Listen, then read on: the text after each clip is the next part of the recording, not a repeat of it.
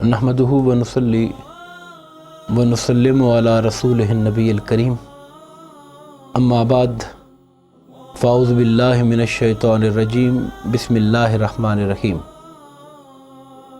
आज हम इंशाअल्लाह कुरान मजीद के 24वें पारे के चंद अहम मज़ामीन के हवाले से बात करेंगे। सूरा ज़ुमर जो 23वें पारे में शुरू हुई थी उसी का बयान ही 24वें में भी जारी है, और यहाँ पर अल्लाह तबारक व तआला ने अपने बंदों के लिए अपनी बेपाया रहमत और करम का जिक्र किया और हुज़ूर अलैहिस्सलातु वस्सलाम से फरमाया कि ए नबी, आप कह दीजिए मेरे बंदों से कि ए मेरे बंदो, वो बंदे जिन्होंने अपनी जानों पर जुल्म किया, ज़्यादती की और अपने ऊपर गुनाहों का बोझ डाला, मेरे उन बंदों को मेरा पैगाम दे दें कि ला तकनतू मिन रहमतिल्लाह, अल्लाह की रहमत से मायूस न होना। अल्लाह ताला की रहमत से मायूस होने का मतलब ये है कि इंसान अपने गुनाहों पर नज़र करते हुए और उनकी कसरत को देखते हुए नाउमीदी की ये शक्ल इख्तियार न कर ले कि बस अब तो मैं कुछ हो ही नहीं सकता हूँ, मैं बच ही नहीं सकता हूँ, मेरे लिए रास्ता ही कोई नहीं है, लिहाजा अब मैं फिर इस गुमराही में बढ़ता ही चला जाऊं। जब मैंने कर लिया है तो अब मेरे पास और कोई ऑप्शन ही नहीं बचा। उससे कहा जा रहा है कि अल्लाह के बंदे, रब की जानिब से तौबा का दरवाज़ा खुला हुआ है, इस बात पर मत रहो, मायूस ना हो जाओ शैतान की तरह कि मैंने अब नाफरमानी कर ली है तो अब मेरे पास कोई ऑप्शन नहीं बचा। कहा नहीं, अगर नाफरमानी या गलती हो गई तो तुम्हारे रब की रहमत का दरवाज़ा खुला हुआ है, जाओ उसकी रहमत के दरवाजे को खटखटाओ। खटखटाना तुम्हारा काम है और उसके करम का दरवाज़ा वो अपनी रहमत से खोल देता है। तौबा करो उसकी बारगाह में जाकर, और ये तौबा का दरवाज़ा उस वक्त तक खुला रहता है जब तक कि इंसान पर गरगराए मौत का वक्त तारी नहीं हो जाता है। इसलिए हर इंसान को चाहिए कि वो अपने रब की बारगाह से किसी हाल में मायूस ना हो, बल्कि जब भी उसे गलती और कोताही हो जाए वो तौबा करे। उस तौबा के बाद अगर फिर कोताही हो जाए तो फिर तौबा करे, और खुदा न खास्ता फिर कोताही हो जाए तो फिर तौबा करे। हदीस पाक के अंदर आता है, अल्लाह पाक फरमाते हैं कि बंदे, तुम उकता जाते हो शायद तौबा करने से, मगर रब माफ़ करने से और रहमत निछावर करने से नहीं उकताता है। इसलिए हर हाल में गलती होती जाए तो सच्चे दिल से तौबा करें। अगर फिर भी शामत नफ्स से कोताही हो जाए, मायूस ना हो, फिर भी तौबा ही करते चले जाएं। इसके बाद रब कायनात ने क़यामत के दिन अहले ईमान और अहले कुफ्र के अहवाल का जिक्र किया, कई मकामात पर जिक्र किया, और हर जगह पे रब कायनात एक नया रुख दिखाया। यहाँ भी इरशाद फरमाया, वसीक़ल्लज़ीना कफ़रू इला जहन्नम ज़ुमरा, कि जो जहन्नमी लोग हैं, काफिर लोग हैं, उन्हें मलाइका जहन्नम की तरफ हाँक कर ले जाएंगे, और जब वो जहन्नम के दरवाजे पर आएंगे तो जहन्नम का जो दरोगा होगा वो वहाँ रोकेगा, उनसे पूछेगा कि लोगों, तुम अपने अमाल बदअमालियों की वजह से आज जहन्नम पहुँच रहे हो, क्या तुम्हारे पास कोई अल्लाह का पैगाम देने वाला नहीं आया था?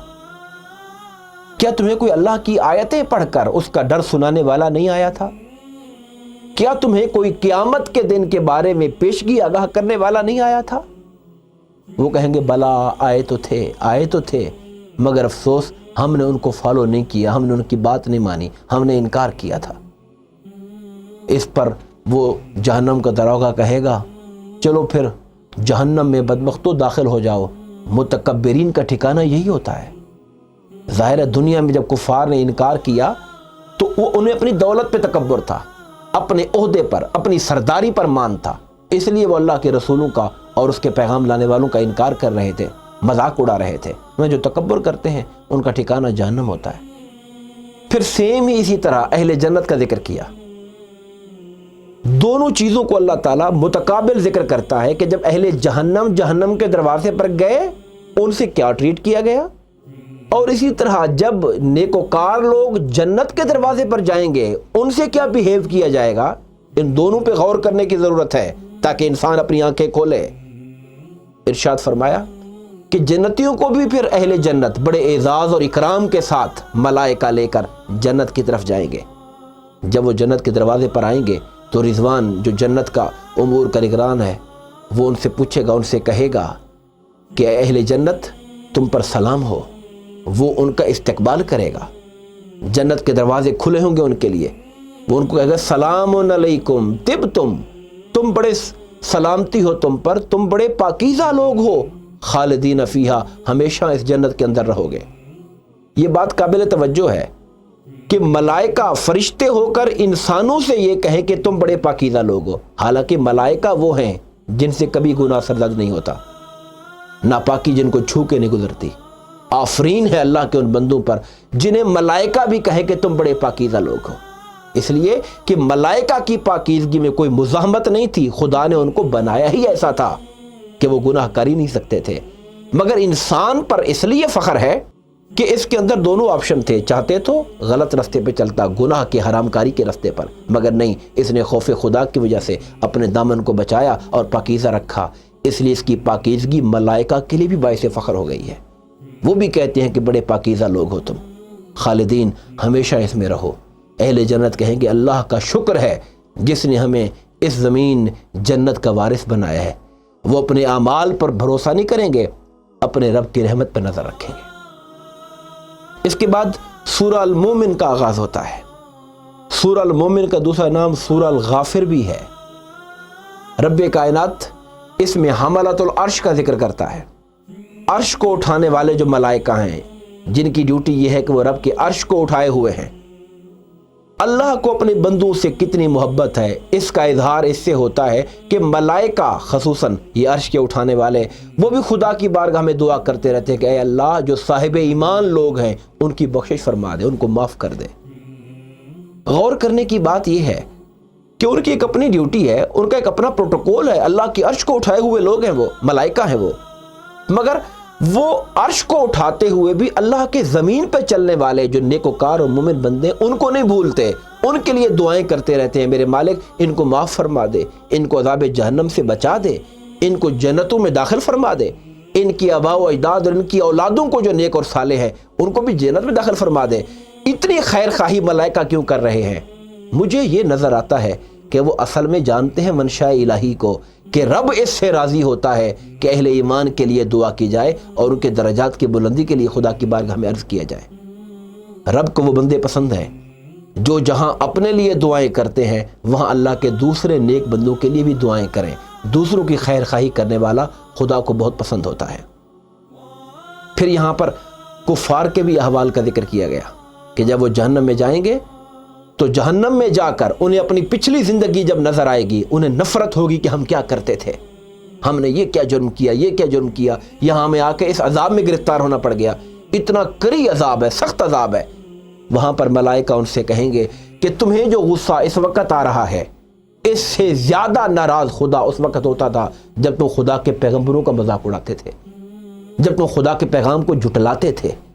خدا اس وقت اس سے بھی زیادہ ناراض ہوتا تھا.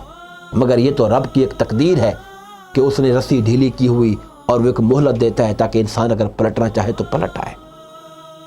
اس کے بعد پھر رب کائنات نے حضرت موسیٰ علیہ السلام کا اور فرعون کا ذکر کیا.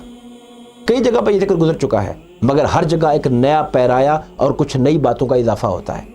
یہاں فرمایا کہ جب حضرت موسیٰ علیہ السلام سے قبطی کا قتل ہو گیا تو فرعون نے اپنے درباری بلا کے مشورے شروع کر دیے کہ ہم کیوں نہ فرعون موسیٰ کو قتل کر دیں. اور یہاں قرآن ذکر کرتا ہے کہ قوم فرعون میں سے ایک شخص تھا جو حضرت موسیٰ پر سچے دل سے ایمان لا چکا تھا مگر وہ اپنے ایمان کو چھپاتا تھا. ان کی محفل میں بیٹھا تھا. جب فرعون یہ پلاننگ کر رہا تھا کہ ہم حضرت موسیٰ کو قتل کریں وہ شخص وہاں بیٹھ کر ان کو سمجھا رہا تھا اور کہتا تھا کہ تم ایک بندے کو کیوں قتل کرنا چاہتے ہو؟ صرف اس لیے کہ وہ کہتے ہیں کہ میرا رب اللہ ہے، اس پاداش میں کہ وہ خدائے واحد کا پیروکار ہے اور اس کو مانتا ہے تم اس کے قتل کے در پے ہو گئے. اور وہ ان سے کہتا ہے دیکھو میری بات غور سے سنو، اگر خدا نہ خواستہ حضرت موسیٰ علیہ السلام جھوٹ بول رہے ہیں تم سے پکڑ تو نہیں ہونی نا، وہ خدا کی بارگاہ میں اپنے عمل کے خود جواب دہ ہوں گے. لیکن اگر وہ سچے ہیں تو پھر ان کے انکار کی وجہ سے ہماری پوری قوم پر تباہی آئے گی. سوچو غور کرو اس کے اوپر. مگر فرعون اس کی بات کو رد کرتا ہے اور کہتا ہے میں جو کہہ رہا ہوں وہ ٹھیک کہہ رہا ہوں، میری رائے درست ہے. اور ہمیشہ جو آمر ہوتے ہیں، ڈکٹیٹر ہوتے ہیں، وہ اپنی رائے کو ہی فوقیت دیتے ہیں۔ پھر اس نے اپنی شرمندگی کو اور اس سارے ماحول کو چینج کرنے کے لیے ایک چال چلی۔ اس نے اپنے وزیر حامان سے کہا، حامان ایک بڑا اونچا محل بناؤ، کئی سٹوریز، ملٹیپل سٹوریز کی بہت بڑی بلڈنگ بناؤ، اس کی چھت پہ جا کے ذرا میں بھی تو دیکھوں آسمان کے رستوں پر کہ موسیٰ کا خدا ہے بھی صحیح کہ نہیں ہے۔ اس نے اس طرح ایک ٹھٹھا اور مذاق بھی کیا حضرت موسیٰ علیہ السلام کا، ان کی تعلیم کا، اور جو عام کامن پیپل تھے ان کو مس گائیڈ بھی کیا، مس لیڈ بھی کیا کہ میں جا کے چیک کرتا ہوں، میں دیکھتا ہوں ہے یا نہیں ہے، پھر میں آپ کو آ کے بتاؤں گا ایسا ہے یا نہیں ہے۔ ان دونوں فریق کی بات سننے کے بعد رب کائنات یہ فرماتا ہے کہ قوم فرعون کو ہم نے غرق کر دیا، مگر وہ جو صاحب ایمان تھا اسی کی قوم کا فرد تھا، اس کے ایمان کی وجہ سے ہم نے اس کو بچا لیا اور اس سمندر کے اندر ڈوبنے سے اس کو نجات عطا فرما دی تھی، چونکہ اس کے دل میں ایمان تھا۔ اس کے بعد رب کائنات نے جہنم میں کفار کے احوال کا مزید ذکر کیا کہ جہنم میں جو کفار کے دو گروہ ہو جائیں گے، جیسے دنیا میں تھے، کچھ لیڈر تھے، کچھ فالوور تھے، کچھ قوم کے سردار اور وڈیرے تھے جو لوگوں کے ذہن بناتے تھے، کچھ وہ عام سادہ لوگ تھے جو ان کی بات پہ ہاں میں ہاں ملاتے تھے۔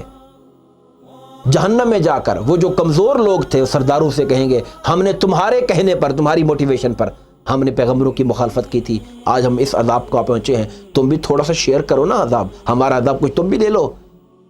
مگر وہاں پر وہ ہاتھ کھڑے کر دے اور کہیں گے کہ نہیں، ہم سب برابر تھے، ہم نے اگر تم سے کہا تھا تو تم نے بھی تمہاری بات کو مان لیا تھا، تم بھی تو پھر ہمارے ساتھ شامل ہو گئے تھے۔ الغرض یہاں یہ بات ہماری آج آنکھیں کھولنے کے لیے کافی ہے کہ آج ہم لوگ بطور قوم اگر ہم دیکھیں تو لیڈروں کے پیچھے چلتے ہیں اور یہ غور نہیں کرتے کہ لیڈر کی بات جو کہی جا رہی ہے وہ سچ ہے یا غلط ہے۔ ہم اندھے ہو چکے ہوتے ہیں اپنی سیاسی مخالفتوں میں، اپنی قومی عصبیتوں کے اندر۔ جاہلانہ عصبیت ہم پر اتنا غالب آ جاتی ہے کہ ہم یہ نہیں سوچتے کہ وہ جس کو ہم نے لیڈر بنایا وہ اس کا کردار کیسا ہے، اس کا اخلاق کیسا ہے، اور جس بات کی طرف وہ دعوت دے رہا ہے وہ دعوت کہیں خدا اور رسول کی دعوت کے خلاف تو نہیں ہے۔ اس وقت ہم کسی چیز پہ غور نہیں کرتے اور اپنا لیڈر کہے گا اس کے پیچھے چل پڑتے ہیں، پھر نتیجہ بھی بھگتنا پڑے گا قیامت کے دن۔ پھر جس عذاب کا شکار وہ ہوگا اسی عذاب میں ان کے ان فالوور کو بھی شریک کر دیا جائے گا جس کے اندر وہ دنیا میں اس کے ساتھ دیا کرتے تھے۔ پھر رب کائنات اگلی سورت سورہ حامیم السجدہ کا آغاز فرماتے ہیں اور اس کے اندر ایک بنیادی چیز اسی پچھلی سورت کا تسلسل فرمایا، ان الذین قالوا ربنا اللہ، وہ لوگ جنہوں نے یہ کہا کہ ہمارا پروردگار اللہ ہے، ثم استقاموا، پھر اس پر ڈٹ گئے۔ ابھی ڈٹنے کا مطلب بتا رہا ہے کہ جب انہوں نے کہا کہ ہمارا پروردگار اللہ ہے تو پھر کئی خداؤں کو ماننے والے ان کے مخالف ہو گئے، سازشیں کی، چالیں چلیں، مگر اہل ایمان ڈٹ گئے۔ انہوں نے ہر چال کا مقابلہ کیا، انہوں نے ہر ظلم کا مقابلہ کیا، سہا اپنے بدن پر، ہر ستم کو برداشت کیا، مگر رب پر ایمان سے پیچھے نہیں ہٹے۔ جب وہ استقامت پا گئے اور ڈٹ گئے اس پر، پھر قرآن کہتا ہے تتنزل علیہم الملائکہ، پھر ہمارے ملائکہ فرشتے ان پہ اترتے تھے، ان کو خوشخبریاں دیتے تھے، ڈرنا نہیں ہے، پریشان نہیں ہونا، رب کی طرف سے تمہارے لیے جنت کی خوشخبری ہے۔ وہ ان کے دلوں کو بلند کرتے تھے اور اونچا کیا کرتے تھے۔ یہاں پتہ یہ چلا کہ حقیقت میں شریعت پر اور دین پر جو استقامت ہے وہ بہت بڑی چیز ہے۔ بعض اولیاء نے تو کرامتوں سے کہا کہ اصل کرامت یہ نہیں ہے کہ انسان اڑ کے دکھا دے، پانی پہ چل کے دکھا دے، شعبدے دکھا دے، کام دکھا دے، نہیں، اصل کرامت یہ ہے کہ انسان شریعت پہ مستقیم رہے، ڈٹا ہوا رہے، کوئی فرض واجب تو دور، آقا کی کوئی سنت چھوٹنے نہ پائے ہو، کوئی عمل مستحب چھوٹنے نہ پائے۔ جو اپنی زندگی میں شریعت کو ہر اعتبار سے لاگو کر لیتا ہے حقیقت میں وہی مومن مستقیم ہے، اور وہ مومن ہے جس کو ملائکہ بشارتیں دیا کرتے ہیں۔ پھر اللہ پاک نے ہماری معاشرتی زندگی کے حوالے سے ایک اصول بیان فرمایا، ارشاد کیا ادفع باللتی ہی احسن، کہ تمہارے جو دنیا کے اندر لوگ ہوتے ہیں، کوئی غلط بات کرتا ہے، کوئی مخالفت کرتا ہے، کوئی اناد رکھتا ہے، کوئی دشمنی کرتا ہے، رائے کا اختلاف ہوتا ہے، ہمیشہ دوسروں کی چیزوں کو، معاملات کو اچھے انداز میں اس کو ڈیل کیا کرو، اور اگر وہ برائی بھی کر دے اس کی برائی کو پلٹاؤ نہیں برائی کے ساتھ، بلکہ اس کا اچھا طریقے سے جواب دو۔ برائی کا جواب برائی سے نہ دو، برائی کا جواب بھلائی سے دو۔ اگر برائی کا جواب معاشرے میں برائی سے دینا شروع ہو جائے، اور جیسے لوگ کہتے ہیں اینٹ کا جواب ہم پتھر سے دینا شروع کر دیں گے، تو پورا کا پورا معاشرہ ایک جنگ زدہ ماحول بن جائے گا۔ اگر معاشرے میں امن چاہیے تو کچھ لوگوں کو صبر کا دامن تھامنا ہوگا، کچھ لوگوں کو اپنے اس مخالف کی ذاتیات پر نہیں، اپنے رب کی رضا پہ نظر رکھتے ہوئے اپنے کردار میں تحمل پیدا کرنا ہوگا، تبھی جا کر معاشرے کے اندر کانٹوں کی بجائے پھول جنم لینا شروع کریں گے۔ قرآن کہتا ہے کہ پھر اگر تم کسی کی بدخوئی کے جواب میں اچھی بات کرو گے اور اس کی برائی کا بدلے میں اچھائی کرو گے تو وہ جو تمہارا دشمن ہے، قرآن ایک اصول بیان کرتا ہے، وہ پھر تمہارا دشمن ہے، آج تمہارے اس عمل کی بدولت دشمن نہیں رہے گا، تمہارا بڑا اچھا گہرا دوست بن جائے گا۔ مگر آج شیطان اور ہمارا نفس ہمیں اس راہ پر چلنے نہیں دیتا، ہمیں کئی وسوسے ڈالتا ہے کہ لوگ کہیں گے تم کمزور ہو، لوگ کہیں گے تمہارے اندر جرت نہیں ہے، تم دب گئے ہو، وہ تم پر حاوی ہو جائے گا۔ یہ اور اس طرح کی کئی ہیلے ڈال کر شیطان ہمیں نرمی کی راہ اختیار کرنے سے روکتا ہے۔ اللہ پاک فرماتے ہیں کہ یہ جو نعمت ہے کہ کسی کی برائی کے جواب کو برائی سے نہ دینا بلکہ اچھائی سے دینا، اب یہ الفاظ اللہ کے سنیے، وَمَا يُلَقَّاهَا إِلَّا الَّذِينَ صَبَرُوا، یہ جو نعمت ہے انہی کو دی جاتی ہے جو صبر والے ہوتے ہیں، اور یہ جو نعمت ہے انہی کو دی جاتی ہے جو بڑے اعلیٰ نصیب والے ہوتے ہیں۔ اب یہ الفاظ اپنے دل پہ لکھنے والے ہیں کہ ہم شیطان کی بات مانیں جو ہم سے یہ کہتا ہے کہ تم اگر کسی کی برائی کا جواب برائی سے نہیں دو گے تو معاشرے میں کمزور شمار ہوگے، یہ بات مانی جائے، یا رب رحمان کی بات مانے جو یہ فرماتا ہے کہ اگر تم برائی کا جواب اچھائی سے دو گے تو تم ہماری نظر میں بڑے نصیب والے ہوگے، معمولی لوگ نہیں ہوگے، یہ بڑا خاص کرم ہوگا اس انسان پر جو اس روش پر چلے گا۔ اور اللہ رب العزت بڑے ہی فضل والا ہے، بڑی رحمت والا ہے، جو بندہ بندوں کے ساتھ رحمت کا معاملہ کرتا ہے، رب کائنات تو بڑا کریم ہے، وہ اس سے پھر کئی گنا بڑھ کر رحمت اور کرم کا معاملہ کرتا ہے۔ ہمیں اپنے احوال پہ نظر ڈالنے کی ضرورت ہے۔ میں اس بات کو پھر دہرانا چاہوں گا کہ ہمارا پاکستانی معاشرہ ہو یا اوورال عالم اسلام میں دنیا کا معاشرہ ہو، پوری انسانیت کا معاشرہ ہو، ہمیں اگر اپنے طرز عمل میں اگر ہم یہ تبدیلی مثبت نہ لے کر آئے تو اس کے نتیجے میں یہ ہمارا معاشرہ جہنم بنتا چلا جائے گا۔ اگر ہم چاہتے ہیں کہ یہ معاشرہ اس دنیا میں رہ کر جنت کا ماحول پیدا کرے تو پھر یقیناً خدا ترسی کا مظاہرہ کرتے ہوئے دوسروں کی غلطیوں سے درگزر کرنا ہوگا، اپنے ظرف کو کھلا کر کے معافی کا راستہ اپنانا ہوگا۔ اللہ تبارک و تعالی ہمیں دین اسلام کو سمجھنے، اس کی تعلیمات پر عمل کرنے کی توفیق عطا فرمائے، آمین۔ وما علینا الا البلاغ المبین۔ مزید اسلامک ویڈیوز دیکھنے کے لیے ہمارے channel Iqra and Islamic guide کو سبسکرائب کریں اور بیل آئیکن کو پریس کرنا نہ بھولیں تاکہ ہماری آئندہ آنے والی ویڈیوز کا نوٹیفیکیشن آپ کو بر وقت موصول ہوتا رہے۔ آپ ہمیں ٹویٹر اور فیس بک پر بھی فالو کر سکتے ہیں جن کے لنکس ڈسکرپشن میں موجود ہیں۔